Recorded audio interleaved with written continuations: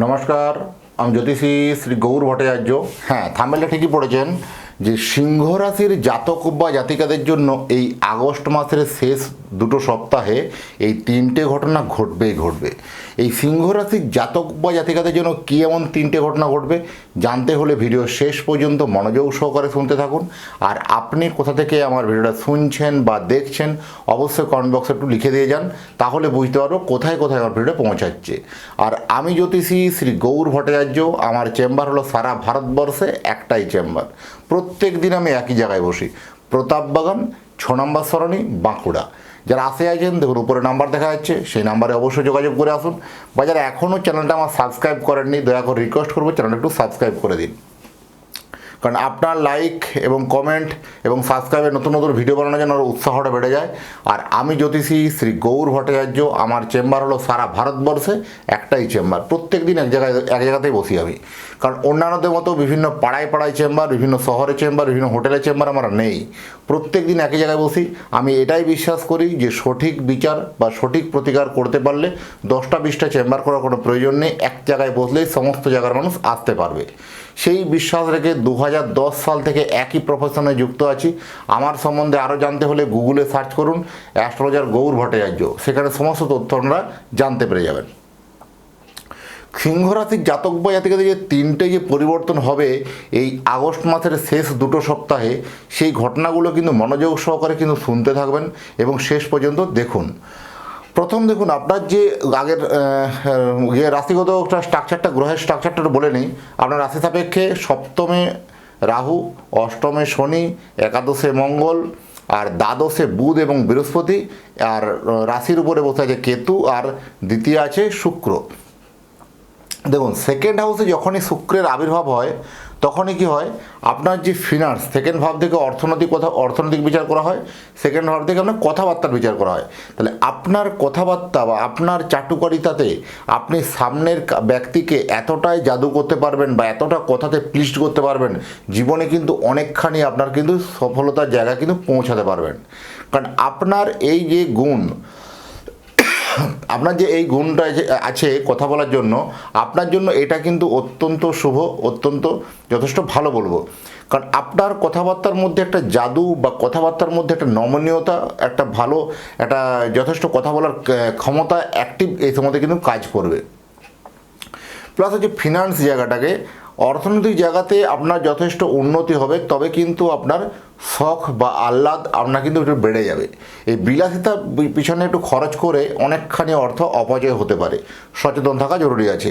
তবে বিভিন্ন বাধা বিপত্তি আপনার কর্মক্ষেত্রে এলেও সেই সব কর্মগুলো কিন্তু বাধা বিপত্তিগুলো কি অলরেডি মেটাতে পারবেন বা বিভিন্ন দিক থেকে সেটা মিটে যাবে। ব্যবসা ক্ষেত্রে সবথেকে ভালো বলবো, কারণ ব্যবসাতে নতুন একটা এমনই জোশ আসবে, ব্যবসাতে হঠাৎ করে নতুন কোনো ব্যক্তির সান্নিধ্য হওয়া বা নতুন কোনো কোম্পানির সঙ্গে আরও কাজ হওয়া, আরও নতুন কোনো অ্যাডিশনাল কিছু অ্যাড হওয়া, ব্যবসাতে কোনো আরও আইটেম যোগ হওয়া বা কোনো এরিয়া আপনার বেড়ে যাওয়া। তাই আলটিমেট ব্যবসাতে কিন্তু শ্রীবৃদ্ধি কিন্তু সম্ভব। কারণ এই ব্যবসাতে অনেক দিন থেকে আপনার ব্যবসার তলানির দিকে নেমেছিল, সেটা সাকসেস পাচ্ছিলেন না, বারবার সেটা নিয়ে চিন্তিত ছিলেন কীভাবে ব্যবসাটাকে ইমপ্রুভমেন্ট হবে। এটা কিন্তু একটা সবথেকে মোক্ষম সময়, আপনি সিদ্ধান্ত নিয়ে ফেলুন, ব্যবসা আপনার শ্রীবৃদ্ধি হচ্ছেই হচ্ছে। সবথেকে যেটা হচ্ছে কর্মবদল বা কর্ম পরিবর্তনের জন্য যে আশা ছিল, সেই আশা বা আকাঙ্ক্ষা আপনার কর্মক্ষেত্রে একটা বদলের জন্য চেষ্টা করছিলেন বারবার ধরে, আমার এই যে চাকরিটা অনেক দূরে আছি বা সেই অনেক প্রবলেমের মধ্যে আছি, এই জায়গাটা এই পোস্টটা আমার পরিবর্তন হলে ভালো হতো। এই যে আপনার যে মনের আশা বা আকাঙ্ক্ষা ছিল, এবার কিন্তু সেটা অনেকটা ধাপ এগোবে বা অনেকটা জায়গা কিন্তু এগোবে কর্ম পরিবর্তনের জন্য, শুভ পরিবর্তনের জন্য যথেষ্ট কিন্তু ভালো বলবো।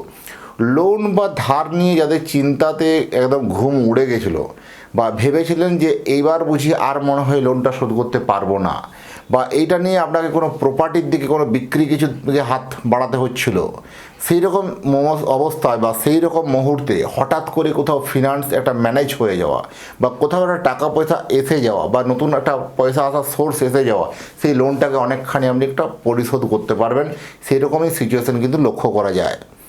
আর সব থেকে হচ্ছে কি আপনার যে এই যে এত প্রবলেম বা এত সমস্যা, এই সমস্যা থেকে বেরিয়ে আসার জন্য আপনি কিন্তু একটা রাস্তা পাবেন অ্যাটলিস্ট এই সিংহ রাশির জাতক বা জাতিকারা। কারণ এই সিংহ রাশির জাতক বা জাতিকারা এদেরকে এবার কিন্তু এই কমফোর্ট জোন থেকে আপনাকে বেরোতে হবে। কারণ আপনি অনেক দিন সেফ সাইডে খেলছেন বা সেফ সাইডে আছেন, যে আপনি প্রবলেমের মধ্যে ঢুকতে চাইছিলেন না। এই প্রবলেমের মধ্যে আপনি ঢুকুন, অবশ্যই আপনি সেই প্রবলেম থেকে কিন্তু বেরোতে পারবেন, সাকসেস পাবেন, সফলতা পাবেন, একদম চোখ বন্ধ করে বলা যাবে। কারণ যাদের বিভিন্ন ক্ষেত্রে ঝামেলা ঝঞ্ঝট, আইনি ঝামেলা একটার পর একটা লেগেছিল, কন্টিনিউয়াসলি কোনো না কোনো ঝামেলার মধ্যে জড়িয়ে পড়ছিলেন বা বিনা দোষে বারবার বদনাম হচ্ছিল, এবার তারা কিন্তু যথেষ্ট একটা ভালো ফল পাবে। আপনার বাড়িতে যারা বিশেষ করে গৃহবধূ, যারা হাউসওয়াইফ, বাড়িতে আপনি বেশ সুনামটা পাচ্ছিলেন না, কোনো না কোনোভাবে আপনাকে বারবার অপদস্থ হওয়া বা কোনো না কোনোভাবে বারবার অপমানিত হওয়া, লাঞ্ছিত হওয়া বা আপনার মতকে গুরুত্ব না দেওয়া, এইরকম ঘটনা নিয়ে বারবার আপনি কিন্তু পরিশ্রান্ত। এবার কিন্তু আপনার মতের গুরুত্ব বা আপনার কিন্তু মতের একটা যথেষ্ট প্রকাশ বা যথেষ্ট নাম বা ব্যাপ্তি কিন্তু এই সময় বাড়বে। হঠাৎ করে দেখবেন এই যে তিনটে ঘটনার কথা বললাম, এই তিন ঘটনার মধ্যে আপনার জীবনে প্রচুর কিন্তু একটা অলৌকিক পরিবর্তন কিন্তু লক্ষ্য করা যাবে। আপনাদের যাদের আধ্যাত্মিকতা, যারা স্পিরিচুয়াল বিশ্বাস করেন, তাদের পক্ষে কিন্তু এরকম একটা মিরাক্কেলি ঘটনা ঘটবে এই মাসে। কারণ আপনার ভাববেন যে এত কিছু ঘটনা ঘটার পরে আপনার জীবনে কোনো পরিবর্তন হচ্ছে না, সেক্ষেত্রে সেই সেম প্রশ্ন আপনারও। কারণ গ্রহরাজরা যে স্থান পরিবর্তন করছে এটা তো ধ্রুব সত্য কথা, কারণ তারপরেও আপনার প্রেডিকশন কেন মিলল না, তার সেক্ষেত্রে আপনার জন্মছককে বিচার করার প্রয়োজন আছে। অবশ্যই জন্মছককে বিচার করে প্রপার একটা ডাইরেকশানেও কিন্তু আপনি এগোন, অবশ্যই আপনার জন্য কিন্তু একটা সাকসেস, সফলতার পথ কিন্তু বেরোবে।